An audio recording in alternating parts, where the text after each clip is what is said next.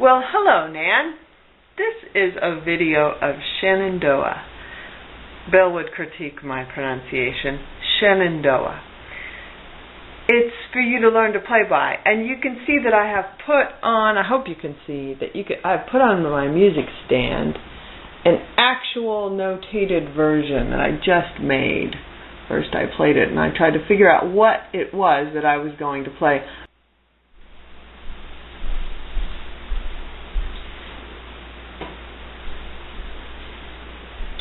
So I'm going to work on a couple of different skills with Shenendoah, and one is starting up bow rather than starting down bow. That is starting the bow by pushing rather than pulling. And I want to also work on using lots of bow because this will make the slow air nature of this piece come alive. So we're going to start up bow on a D.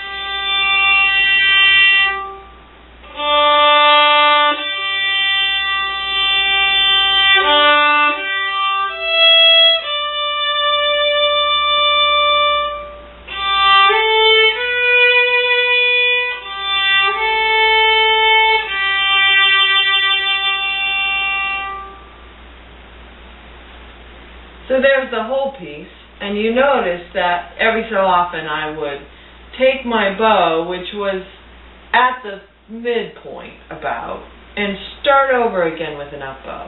And that's the skill, the second skill that I want to work on. And you can do it in isolation just by putting your bow on the D string, which is a great string because it's the most flat, and you're trying to make your violin like a table. So you've got your bow on at the tip, and you're going to take these long, sweeping up bows. And then just circle around. You can make your circles giant, big circles. And you can experiment with pressure. If you push hard with this finger, you're going to get more sound. You heard a little crunch at the beginning, too much of that, and you get a crunch. Or you could experiment with speed. How slowly can you go and still get sound?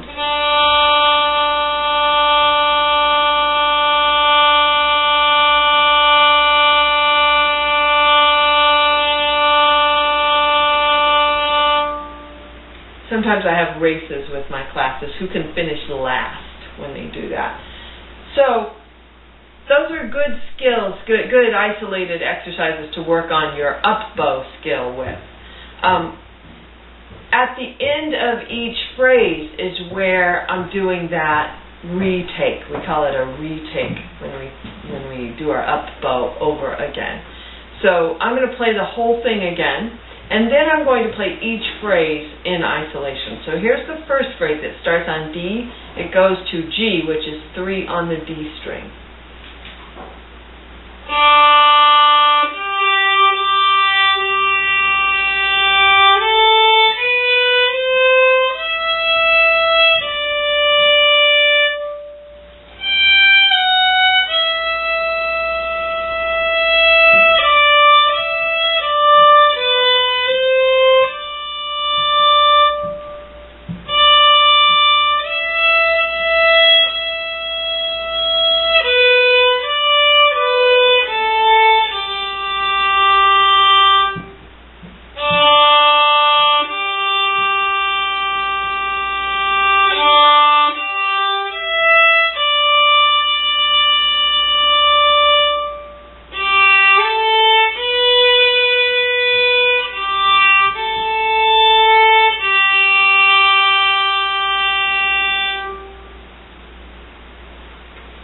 So let's take the first phrase.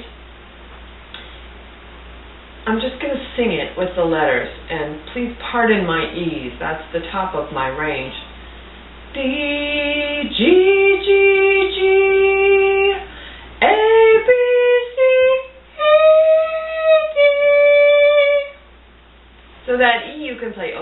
but better yet, you can play it with fourth finger on A. If you play it open, our modern steel E strings sound bad.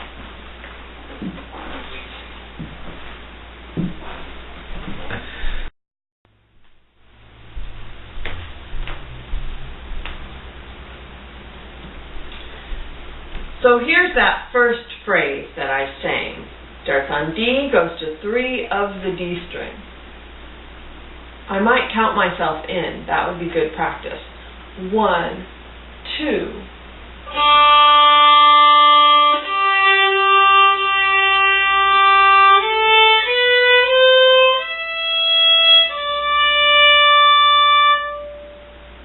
So you see I end near the frog. I want to take a big sweeping up bow on that D half note at the end of the phrase. That is 3 of the A string.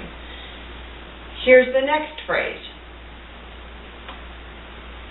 It starts on low 2 of the E string. That is G. And I'm going to slur 2 notes together. Another skill, I guess. I might count myself in. It starts on the beat 4, so I'm going to count to 3 before I start. 1, 2, 3.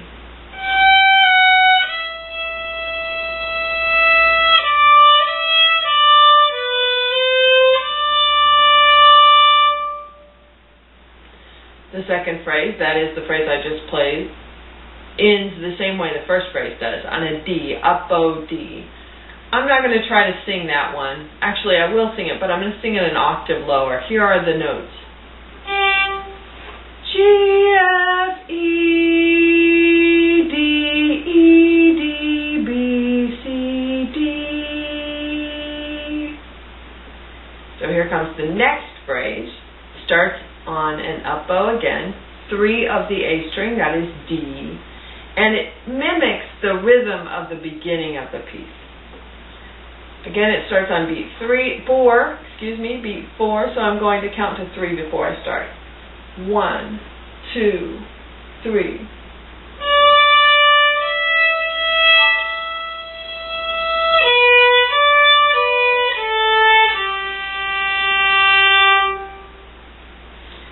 That also ends on an up bow.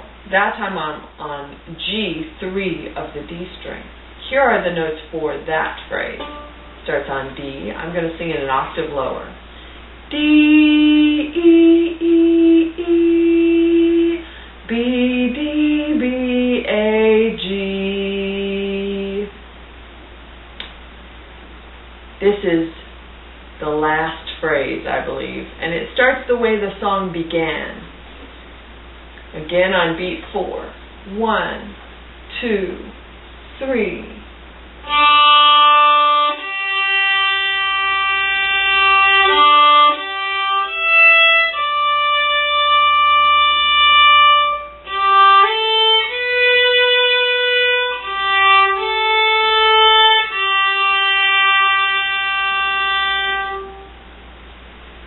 It's actually 2 phrases, but I didn't do any lifting of my bow in between, so I'm going to treat it as 1 phrase for this video.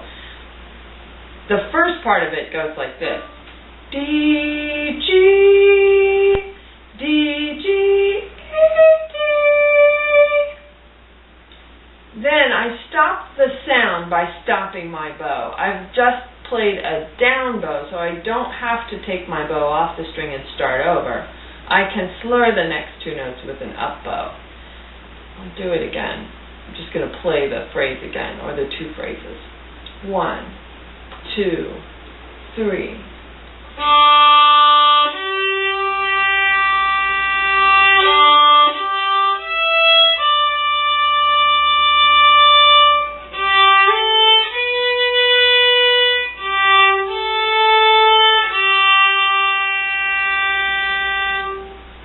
In the very last phrase, there's a hooked bow. That is 2 notes that I play in order without slurring them, but using 2 up bows in a row. They're G and A, and I'm going to play the A with my 4th finger on the D string. So I go up just for an 1/8 note's worth of time, going up bow on G. Then I stop my bow, I put my 4th finger down, and I keep going up bow. That gets me near the frog, and I have my whole down bow for ending the song. Which is nice because I can make my sound taper off easily on a down bow. That's Shenendoah. I hope you like it.